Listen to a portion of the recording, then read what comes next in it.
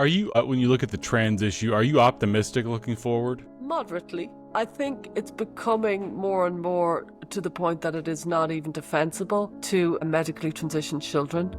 I think people have, the mainstream, once they cotton on to what is actually happening when you medically transition children, they've realised this is barbaric. And I think we can expect across the world over the next few years an acknowledgement that that was an infringement on the human rights of the child. I think, I'm very, very, very optimistic about that. I think medical transition as a failed intervention, which I believe it is for vulnerable adults, I think that will take some time, and I think that will go on and on and on. Specifically in the US, I'm a little bit less optimistic than across the world, because I believe it's become incredibly polarized in the US between red and blue, and I think it's going to inevitably be red states and blue states, sanctuary states, and I think it's going to continue to be weaponized for as long as the Democrats continue to weaponize medical transition as some sort of human right that they need to uphold, and it's a democratic issue. For as long as that continues, I think there's going to be some very dark days for America. We've seen it already,